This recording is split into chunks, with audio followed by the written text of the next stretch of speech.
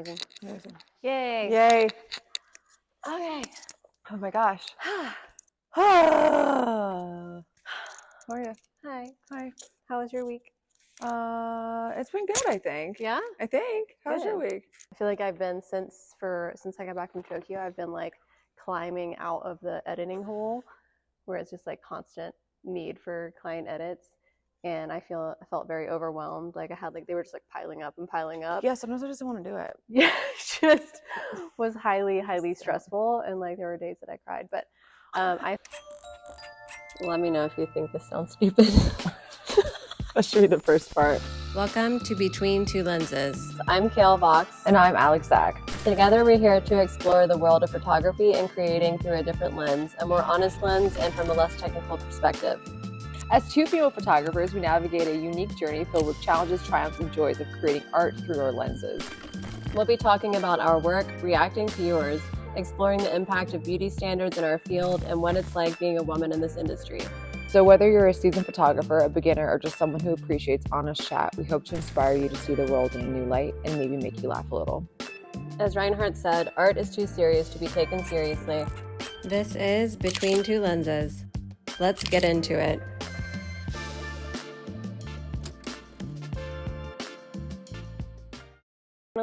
Finally got done with pretty much everything. Actually, I think I did finish my last client edit last night.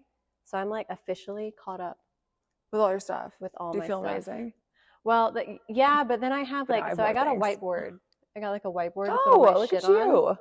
Because you know how you like have stuff to do and you have it like in your notes or on Post-it notes or like pieces of paper in your house. I have that. So it's just getting like too much for like all these things I need to do. So I was like, I need somewhere that I can like see it every day in my house big so I can like remember. And so I got a whiteboard and then I have it tiered out where I have I've split it into 3 parts. Okay. Those are like my priority things. So I have client edits, which is obviously number 1 because they're like my paid clients. I need to get it off my desk as quick as possible. I have collaboration stuff. Okay. That are like when I'm working with people or just like projects like, you know, our podcasts and things like that. In the middle. And then I have my personal projects that are like just for me on the end. And so I have that. And so like I kind of go down that tier. So like when I'm done with these, I can move on to these. And so like I finally got all my client edits off, but now I'm looking at all the other shit. So it's just like it is never ending. But at least I got all of my paid work done. So I'm really proud of you. Yeah, that's amazing. Too. I need to do something like that. Mine's like clusterfuck. Yeah. I have an agenda. That's crazy. Me too. I have an agenda. I use pretty religiously, like a written one. So maybe the whiteboard will help me out. But then I have like all these lists and then I feel like I'm not productive because then I don't finish the list and then the list just like it's like the lists are too big. Yeah, or you lose them. Like I have like I'll make like a billion to-do lists in my notes on my phone, but there's so many that I have to like literally just go in there and search to do and then they all come up. Is that? I think somebody's here. Oh, I think I might be Robin Malpass. This is one of my best friends in the entire world. Aww. We've known each other since we were 12. Hmm? Hi, how are you? Hi. Oh, so good. No, don't be sorry. I need to like pop Do you think we look related? Related? Yep. No, okay. Hello. There's a lady. We've had it a couple times. People were like, "Are you guys related?" Yeah. Well, but that was also when your hair was red. So maybe people were just like, red hair, related. Lack of imagination. Okay. They must be the same. Yeah. Same color hair. Same person. Same person. Okay. I'm sweating. Are you? Yes. Is it like the weird, awkward pit sweat? Or stomach sweat. Does your stomach sweat? It started to right now. Did you show Robin your contraption? Oh no, I took them out for filming. Oh. Sometimes I have to put like paper towels under my armpits before I get somewhere because I'll like sweat through my clothes and I don't want to be gross. So like I put them there to absorb the sweat. Botox in there. I know, and I want to, but I also don't want to pay to get Botox in my armpits. Like I want to pay to put Botox in my face.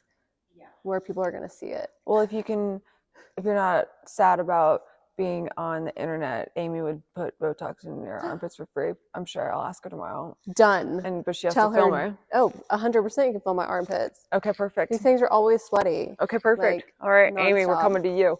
It's like anxious sweat all the time. Do you feel better than you did last week? Because you were feeling like, no, I don't know. Why am I doing this? I still kind of feel like that actually today.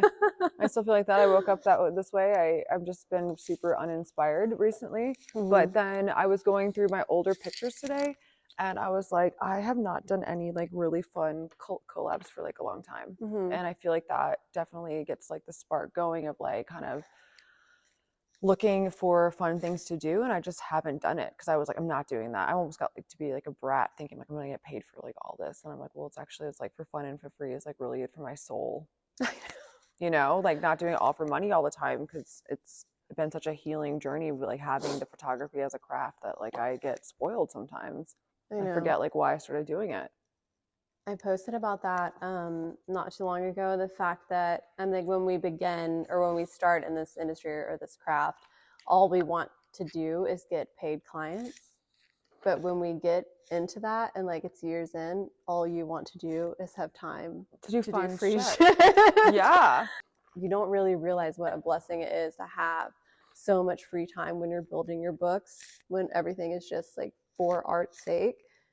Because like no one has time for that shit anymore. But like that, it means a lot, and it also helps us grow as artists and be also inspired. Keeps our mental stability in check. Yeah, mine's not in check. I know. A crazy brain. Crazy brain. I know. Me too. It was so funny because I was going to text you, but I didn't because I didn't want to like, it's like misery loves company. I didn't want to like increase your anxiety. No, I like it. But I love misery. No, but this last week I kind of hit that wall where you were at the week before. Yeah. And I was like, is Alex transferring? Like, did I get her energy? Did it get it on Contagious? Me? Because I literally started feeling like, I'm so sorry. I don't. You need to wear a face shield or like tinfoil hat when you come see me. No, I felt uninspired. Like I hated everything that I did. And I was like, who am I? What's going on? And I had to kind of like get out of it. But I also, it was because I was dealing with a client, which shall not be named, a paid client. And it wasn't like they were like super difficult, but we were having struggles throughout. Like communication struggles? Yeah. Just a domestic dispute. A little bit like, it was never like angry or anything bad or negative. You know how when you know what looks good? Yes. And someone is trying to tell you something else looks good, and you're like, this does not look good. Yes. And so it's like a hard line. How do you just shoot that? Do you just shoot it then? It's more the editing, like the editing post, where it's like, I know what it's supposed to look like. And it's like, this is what it's supposed to look like. But they really liked it better not looking as good.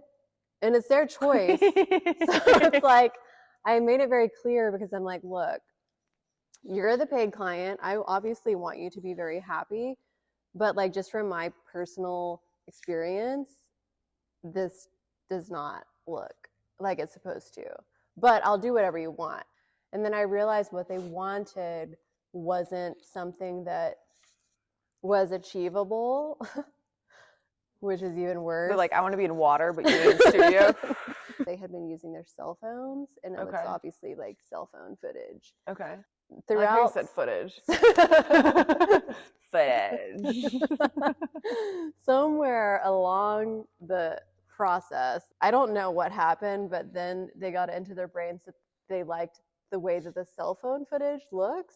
And then I was trying to match the cell phone footage. So you got to downgrade your skill. Yeah, because I was like, am I losing my mind? Or like, did you hire me to not make it look like cell phone footage, and now I'm matching the cell phone footage? Like, I'm like, you cannot tell me that you're sitting here looking at these two things side by side and you think that the cell phone footage looks better. Like, that's not what you're saying, right? Because I'm going to jump off of the bridge. Like, you just killed me. I crazy? I quit. They were like, no. Like, obviously the camera looks way like crisper and cleaner. It looks more professional. I'm like, yes, thank you. Yes. But they wanted specific, like this glow that was happening. And I was like, Oh, I realized what they were looking at. In cell phones, like the sensor can only capture so much. So it kind of like fills in the blanks. With a pro camera, it's cutting as much of that all as possible. Okay. Because it's a pro camera and it has better sensors, so you have more information. So like what they were wanting, I know, but because I'm not like this is our whole thing. We're not technical, but I had to dive deep. Mystery solved, but in my head, it's doing that thing. Technical thing. I think we're still rolling. Still doing. Okay. So I was like, it was just like this thing that was like hovering. Because I was just like, I just know. She's gonna say something. They're gonna say something. But then I sent it, and they were obsessed, and they loved it. And so it was just like, they said they cannot stop watching it, and they play it over and over. Oh, cute! And you love them, like, and they trust you. Love that. And we love them. I do love them. They were such an amazing people, amazing clients. I think that has been also like triggering. Like I was just like, oh my god, am I just shit at this? You know? I feel it all the time. Oh my god, am I terrible? I feel it all the time. But I know that I'm not. It's just like when you do, because I think we're used to having people that are like, I love this and that. But if you have anybody that's like, it's like, yeah, constructive criticism. I'm like, right, sorry, I just hate shit out of my mic. Sorry, don't hurt your fucking ears. But yeah, so I think, but I feel okay now getting caught up, but I feel I'm in like a little bit of a rut. Yeah, ditto. Creatively. Ditto. I don't know. Creativity. Creative. So today my soul is dead, but we're fine. I like these days with you. Me too. We might also be out of a job, so this might not be a bad idea. I know. With our theme today. So. Which it does. That is what we are talking about. Very real fear. Wait, before we go into the theme though, what do you do though when okay, because this is part of the me being a complete see you next Tuesday the other day. Like when you work really hard on an image, and then the response is like I'm not feeling it. Like what do you do inside internal? Like tell me the process of your brain and your emotions. Scream into the void. Inside. Okay. It's crazy when you think something looks good and someone's like, I hate it. And it was like, oh, I thought it looked great. Yeah. So I don't know. I vape. Chug a Diet Coke. And then delete all files. We have to talk about, like, the thing is, like, we're not the only people that deal with this shit, you know? No, it's a lot. Like, I feel like it's good to talk about it because then it's like, oh, people are going to be like, yeah, that fucking happens to me. And, like, how do you handle it? I struggle. Obviously, like, I have my professional self, you know? How I handle, like, my friends and, like, colleagues is totally different than how I handle my clients to some degree. Most degrees, 100% of the degrees. But at the same time, it's like sometimes when I want to say, like, this doesn't fucking look good. You know, you can't really say that. But, like, so you have to find, like, a different way of saying, like, delivery is important. I respect your opinion, but I disagree. Yeah. Strongly. I was talking to Sean about that because we were commiserating about it. I struggle sometimes still with, I obviously want to do whatever makes the client happy. I'm going to do whatever you want. I will stand on my head and take your photo. That's why I was asking what you do. So, like, when I get in the situation, I shoot exactly how they say. Yeah. And sometimes it backfires. Not on me. Yeah. But it backfires. So I'm like, okay, we'll do it exactly that way. But it's a really cool, like, trust thing too. And, like, I've had clients, like, multiple repeat clients that... Mother. Oh my God, I'm stuck again. God, here. I don't like push up. Okay. All right, thank you. The struggle. One day we'll get through this podcast episode. I hope not. I hope it's just always like this. It seriously is like the most fun that I have lately. Ditto. My thing is like the balance of, I obviously want my clients to be uber happy, right? But I also have realized, we've talked about this before as well, some people don't really have artistic eye. So like they think that they know what they like or what looks good, but if you were to do exactly what they say and then send it to them, they'd be like, this is garbage. You know what I mean? Like, I look like shit. No, like, whatever. And that's happened. And then I get more trust than, like, even if there's like a reshoot, I'm like, let's just do it how I would like to do it. Then they're super happy. And then they keep coming back. They're like, no, whatever. Yeah. Alex Sean was saying, if people are hiring you, like, sure, obviously you have your duty to like give the client kind of what she's looking for, but at the same time, or they're looking for, but at the same time, they're also hiring you because they trust your vision. Yep. And they want your creative style. Yep. So it's like release control and let me do my job. AI. Fucking AI. All right. So today's topic is AI. AI. Oh yeah, I have notes. I mean, I have questions. I like look at you. I'm like, she has it. I have it. How has AI impacted your workflow as a photographer? I mean, it's made my life a lot easier. AI batching things. Yeah. That's amazing. Wait, do you AI batch? Yeah. Shit. Wait, in what way? So like my backdrop, smoothing out my backdrops. Oh, yeah, I do that. You gotta be careful though. You have to really look at the images. It will take a hand and then it will add it to the backdrop. So you have to be like really careful when you're batching. I don't mess with the eyes with AI because that like your pupils will like, and there's so many different like add-ons or like plugins that you can use like for Photoshop or for Lightroom or whatever you want to use. Like saves a ton of time. Like I even batch my proofs. So I'll batch them out and then I send them. Yeah. See, I just autocorrect my proofs. Like that's all that I do. I don't touch them at all. I cull them and then I autocorrect so you can see what the hell it looks like. So it definitely makes my life so much easier for the presentation. Like I lean into it.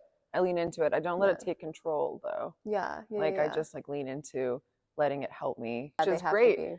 But it's like, why wouldn't you? It's like, I don't know.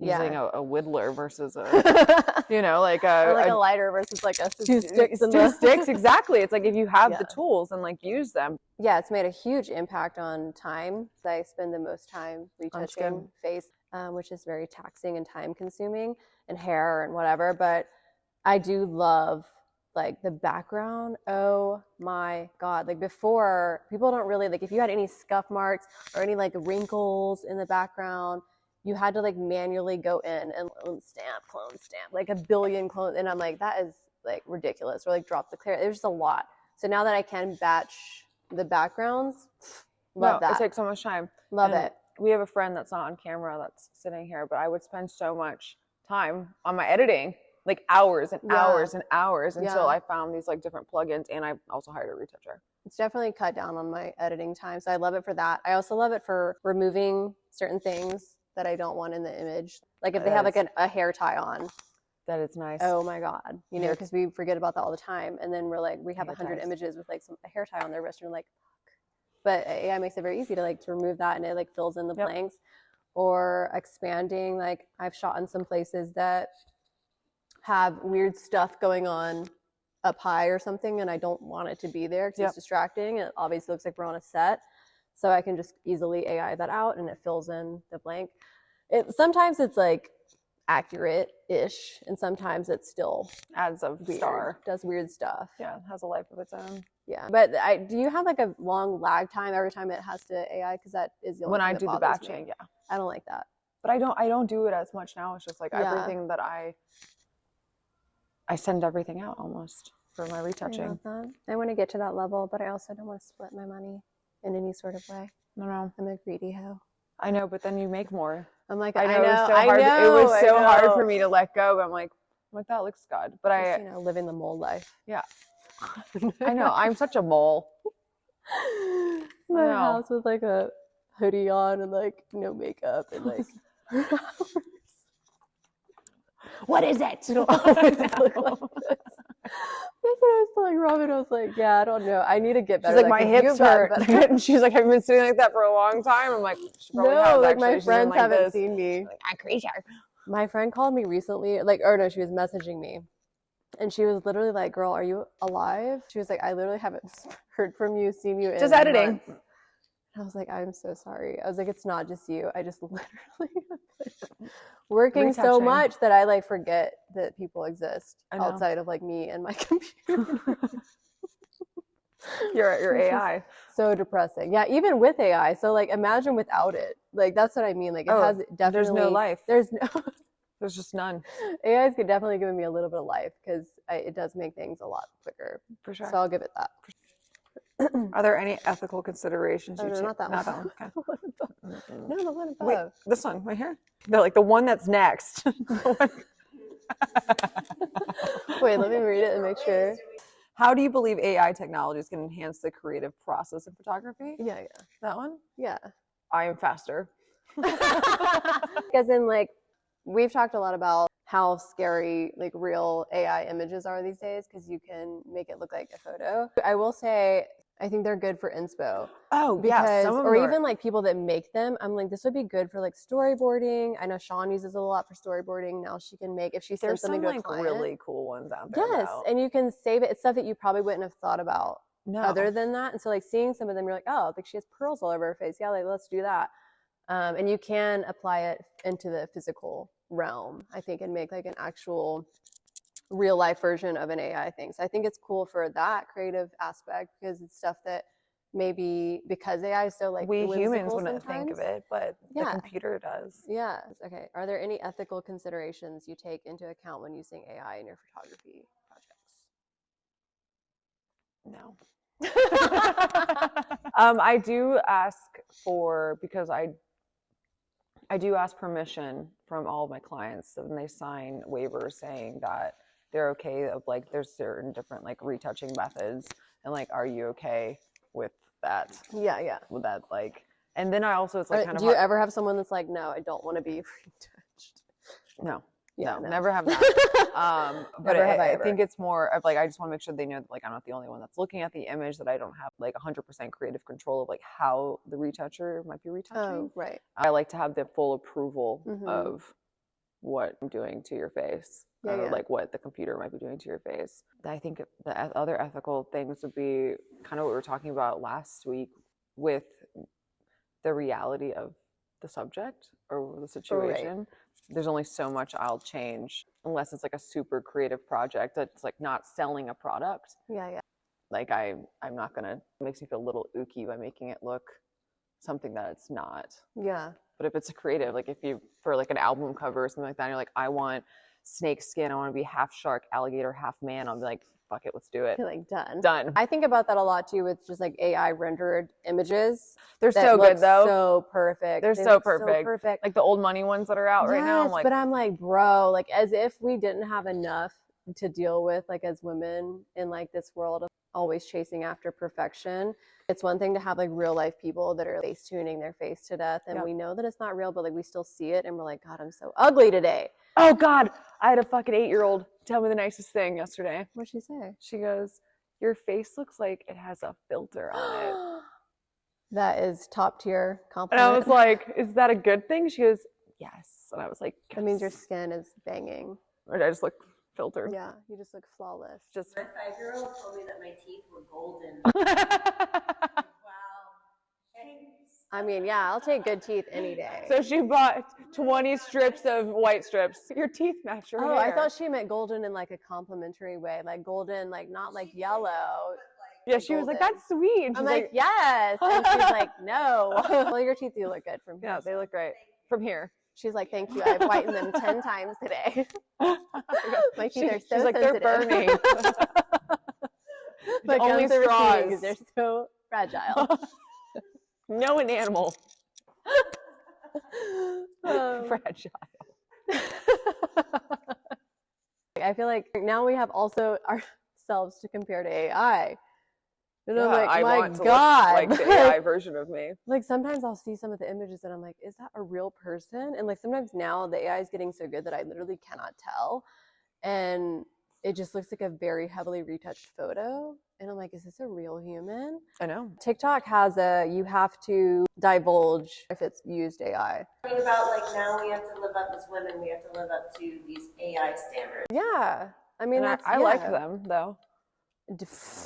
I don't. I mean, I like it on my face.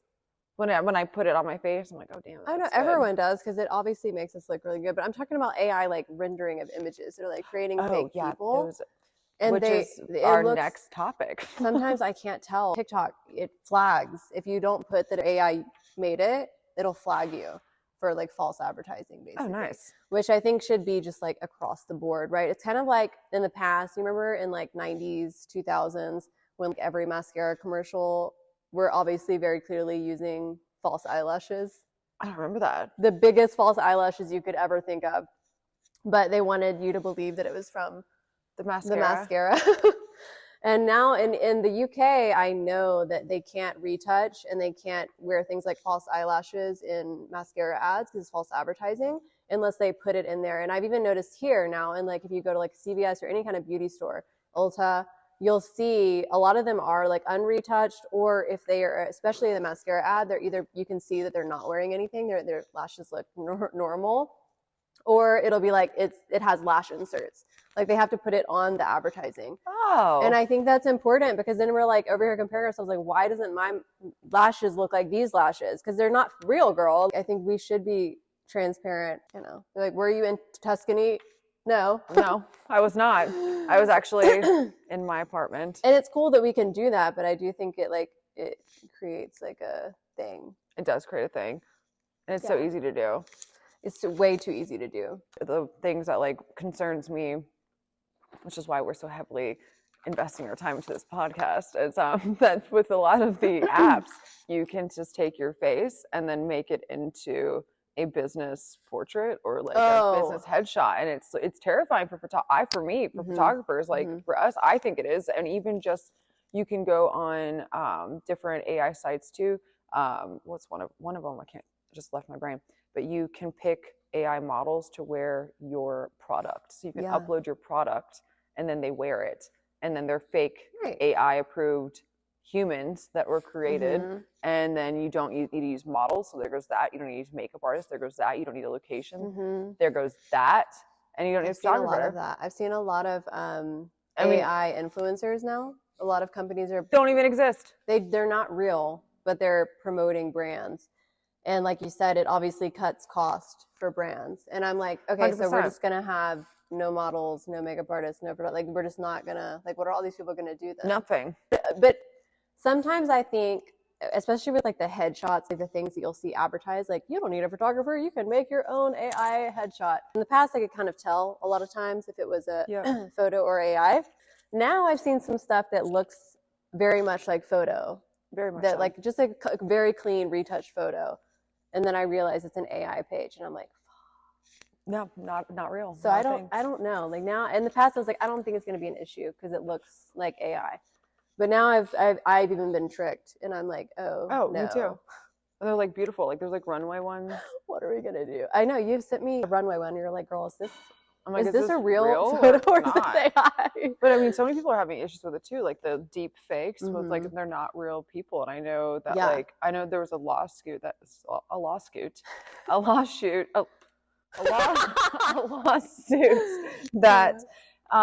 Scarlett Johansson was suing a company because they were using her face and so they were replacing the porn actress's face with. Yep. Or even like, have you seen those really creepy ads that are like celebrities endorsing product? Not real. But like Tom Hanks had one, and he came out, he's like, bruh, that is not me. Never have I used this product. I don't promote it. I don't like it. I've never said anything about it. But they have their voice, they have their face, and it looks pretty realistic. It's terrifying. Like I've seen some advertising too that I kind of, it'll be like video or photo related, where it'll be like, have you blah, blah, blah. And I'm like, yes, I have.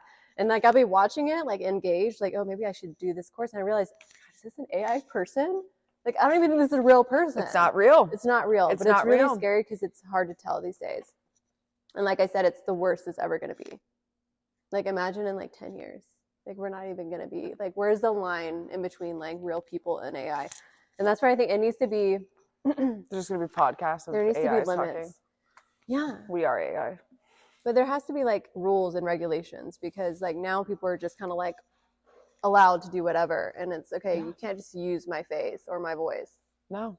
I mean, there's even had like people that are not pranking, but scamming people that they take voices and they pretend that like they're like in trouble. And they're like, help me, send $10,000 or else.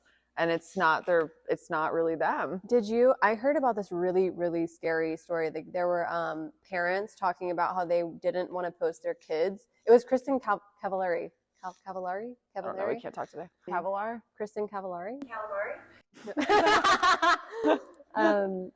No, but she was saying her and her husband had a very serious conversation about taking their kids off of social media, because what was happening is that parents were posting their kids, like just like doing innocent things, like you know, running around the yard or like playing or whatever. And what was happening is that there were some parents that had that, and then people were taking their face, putting it on in another location, like they took their kid, and blackmailing them into like, your kid is with us, you have to pay us. Yep. And that was happening. Yep. And that's terrifying. It's super terrifying. It's a whole new scam. All like of it. Send money to a Norwegian princess doesn't exist anymore. Yeah, right. It used to be very easy to spot the fakers, and now the fakers are pretty good. Yeah. So we should have a safe word. A safe word is mine is. Oh, I can't tell you. Right, we'll tell you all.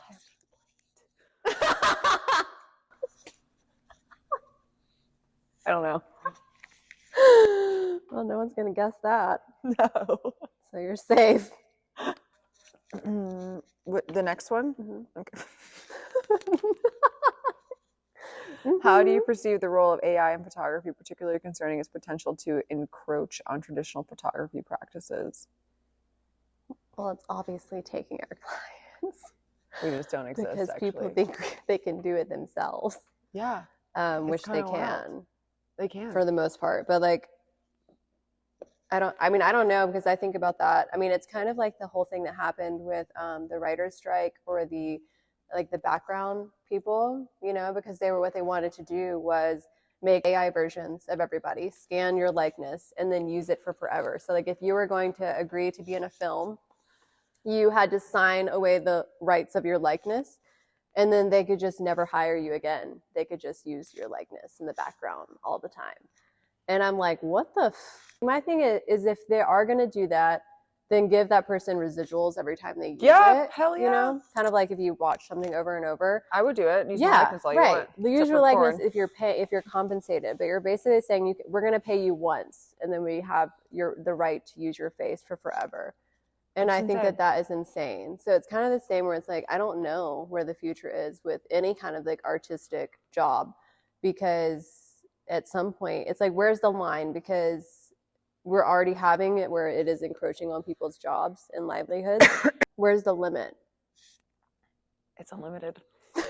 You know, the thing, I don't think that went through because people like all banded together and were like, fuck no, that sounds wrong. Yeah. Yeah. So then eventually there's just going to be no more creative jobs.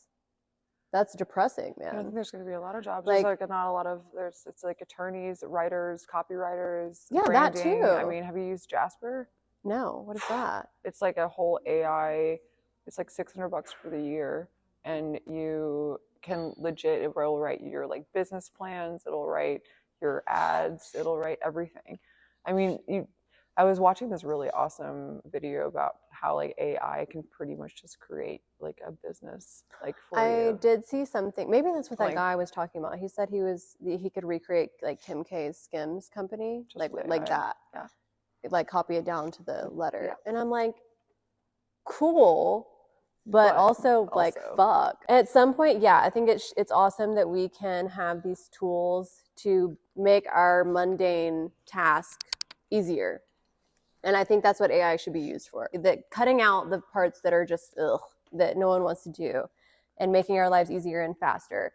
But at the same time, it's like I have weird feelings with things like writing, like even, I mean, sometimes editing. Like I think retouching the in batch is fine, but like when it comes down to, I've even seen that Adobe is thinking about like text to edit. Yeah. So you could just tell it like, I want it to look like this, and it's going to look like this. They and have just that do on other platforms besides Adobe and Photoshop. Right. That you and can I'm just type out what you want. Okay, cool. But then it makes me question any kind of job that a person has put extensive time into mastering. And then you're basically saying, oh, we don't need that person anymore. But I'm like, okay, then you're basically saying that no one has to be talented to do anything, which I think is really sad. Like, if people spend their lives becoming great photographers, their lives becoming great artists, their lives becoming great lawyers and writers, and instead you're telling me that like some blow Joe that has put no effort or time or energy. We should have gone into sculpturing. Literally, because they can't fucking pick that. Well, maybe they can. Maybe not. No, I think that's a little bit longer. Okay. Sculptures. Dang, maybe we'll have to like do that for a living. We'll get clay next episode. It's frustrating because it's like, okay, then you're basically saying that anyone without talent can look like they're very talented, and that pisses me off. Yeah, honestly. definitely. This is true. Like you don't have that brain. Like you're just faking it. You're just full of shit. It's AI. There's no soul, right? I know, literally. But like, is there? No. I don't know. No. Sean uses, she does like whole AI movies, like films and stuff like that, which is really cool. And I think that is more what it should be used for, like creating things that don't exist now, right? And kind of pushing the limits of boundaries of like art and things like that. It's a fine line though. Yeah, it's a fine line. And like who would control it? Yeah, and it's kind of like, that's cool, but like kind of taking away the specialness of people learning their craft, I think is kind of shit. Or maybe there'll be new crafts developed because like ours, what? I don't know. We don't even know. Yeah. So I don't know about that. I don't know. Beading. I have, Beading. What is that? Beading. Oh, like beading. Like making friendship bracelets? Yes. How do you navigate the balance between leveraging AI tools to enhance your work and maintaining the authenticity and personal touch of your photography? The balance. I really truly use AI just for efficiency of like brain numbing things, background stuff. Like Yeah. I just really don't like. I like going on locations. Like I like finding like new set pieces or creating the sets or the clothing. I mean, I like that. I think that's part of like the whole masterpiece and art behind it. Yeah. And it's the fun part. It's the fun part. The creative part. Yeah, I don't want to be in front of a computer any longer than I have to, but I do like it for the efficiency. And that's my balance of like getting so that I can have a little bit of a life to do something that's more creative. But keeping your personal touch to your stuff. For sure. Yeah. Same. I use it for the stuff I don't want to do, but I do the things I want. It's kind of like I'm having the swallowing thing. I don't think about it. I think like AI is kind of like in the past with like CGI in movies, how it came on the front. Yeah. So before that, everything was just done. What's the word? It's not manual or physical. It's something else. It's practical application. Yes. Was everything. They were building all of these things. Like their first Jurassic Park, they were building the big T-Rex. I always think about the movie The Thing. Have you seen that movie? Like the old 80s, I think it's 80s or 90s horror movie. You have to watch it. Like it was all practical. It was all real. Like they built all of this stuff. And because of that, it looks really, really cool because it's real and like tangible. And same thing with in The Shining, Stanley Kubrick. The blood coming out of the elevator was real. They obviously only shot it one time because it was they couldn't redo it. They're like, this is one shot. But all that blood flowing out was a real shot. And that's why it looked so fucking good because it's actually real. And like now, none of that would have been real. No. They would have CGI'd everything. They would have done, and people have recreated that blood scene with things like Blender, AI tools. And you can easily redo that in CGI. And the CGI now is fairly decent where you can't tell sometimes, but like all the dinosaur movies are all CGI. And so sometimes I think about that and like it makes me feel a little bit better because I'm the kind of person, some people don't care. Some people just want it to look as cool as possible and they want it to be as cheap as possible and they want it to be as easy and less messy as possible. That's not my MO. You know, like I want the real tangible things as much as possible. So I always love movies with real tangible practical effects. Like that's why I love The Thing. I love the first Jurassic Park. I love The Shining. I love things that are like they're building these sets. That's why I love Poor Things. Poor Things won for set deck because they won a lot of Oscars, but rightfully so. But their set deck was built. They built it instead of CGI'd everything. They had one, like on a cruise ship, they had built the ship, but they had a big LED. They were in like an LED studio for that part. But even that wasn't CGI'd. It was LED. So it was real. Everything is real. And like when they were in Paris, everything was built. The sets were massive and huge, huge things and built. And there is something to that practicality that like cannot be touched by fake. If you're on a green screen, it just cannot be done. And I believe in that. so wholeheartedly that it makes me feel better about my photography. Because I'm like, no matter how good something is fake, it's still not going to be the real thing. The real thing. Like, I'm doing a real person and I'm shooting them in a real place and they're holding a real blah, blah, blah. And like, obviously, for certain things, real blah, blah, blah. But I love practical effects across the board. I don't mind getting messy. I don't mind spending a little bit more money. No, there's an authenticity. And I think too, like the model or the actor is also more alive in it too, because then you're like in the space, you're in the time period, you're in the place. And that's what they said. You'll see them now talking about like dinosaur movies and they're just reacting to nothing. Yep. And like great acting skills, whatever. But like, it's so much different having this huge giant head coming at you. Right. It's going to be more authentic. I think authenticity is the thing. I just love it. AI is going to get so good that it's going to be authentic looking. I know. But some of it is like, is it? Like, yes, but then I feel like even sometimes when I'm like really like zooming in and like looking at it, I'm like, I do too. This shit is fake. I know. And then I'm like, then it makes me feel a little bit better because then I'm like, you're not real. You're not real. Fucking fake. Loser. I want to maintain my creative autonomy. Yeah. I refuse to give it up. And I love that part of it. So I don't want to. And I'm like, I kind of am at the place too where sure, maybe we won't be hired, but I feel like I still will do it as a hobby because it's not it's part of our art. Yeah, it's like what I'm meant to do. So like I don't fear necessarily. I fear obviously like I'm like, what am I gonna do for money? That's it. It's just survival. How am I gonna eat? I'm for stripping. Or feet photos. Put all this hair to work. Time to dance. Yeah. I like it. Yeah. Love it. That's pretty much everything. That's it? Yeah. Let's review a photo, but let's review an AI photo. Okay. This time. Let's see. AI girl is popular, which is terrifying. Okay, the video thing is creepy to me though. I sent you the one that I did of myself. Yes, which is creepy to me because like there was this other recently. I saw this girl in a video and I was like, oh my god, like wow, this person is like literally unachievably perfect. And then the longer I was looking at it, I was like, wait, like is this fucking AI? Fake. And then I realized it was one of those like AI influencers, but it wasn't real. And I was like, oh my god, it almost had me. It's really big though with like like the 8, 10, 11, 12-year-olds. They don't care. What? They don't well, care yeah, because they don't know the difference. Their little brains but they know it's AI. They just don't care. They have like favorite AI people. Terrifying to me. Oh, or do you want to do this one? God, it's so pretty. I know. It's fake though. It's so good though. Which one do you want to? That one. Yeah, I think because this one looks like very realistic.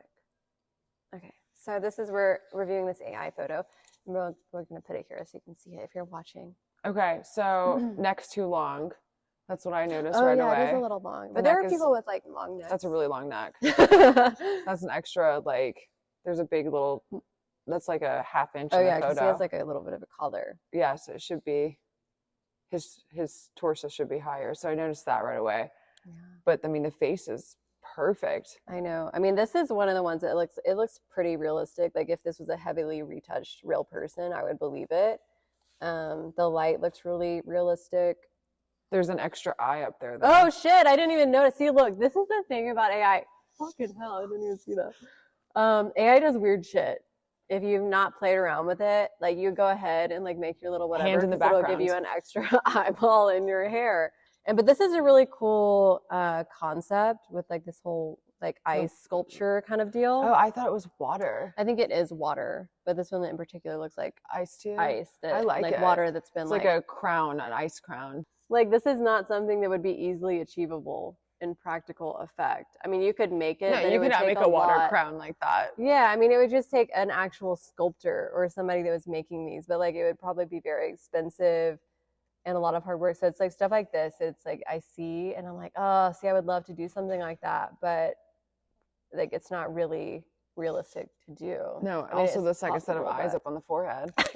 No, I can't unsee that. But when you don't get a whole new four eyes. When you don't mention it, you don't see that part. But that's the kind of stuff AI does still. But like I said, this is the worst that it's ever going to be, or as bad as it's ever going to be. Yeah, it's amazing. So in the future, there's not going to be an eye in the middle of four eyes. It's beautiful though. Anything else? It's very beautiful. I love it. Yeah, the neck is weird now. We should try to recreate that. I know. We should do that one day. Try to recreate AI images. We should do that. There are Okay. some that we can do. I have some saved as like inspo. Okay. Next episode. We'll have to have a model or two. Okay. Robin. Yeah. Anything else? Any words of whatever? Don't quit before the miracle happens. I don't know. I've got nothing today. Take some time off. Take some time. Rest your brain. Also, don't compare yourself to AI. Okay. That's it. Cool. Episode 3. Goodbye. We're going to officially launch now because this is episode 3. Okay. So you guys are actually going to be seeing us by now. By the time this comes out, you'll have seen 2 of us before. 2 of us. 2 of us. Not AI though. Not regular, AI. regular. Actual real girls. Real humans. Real girls. Okay. Bye. Bye.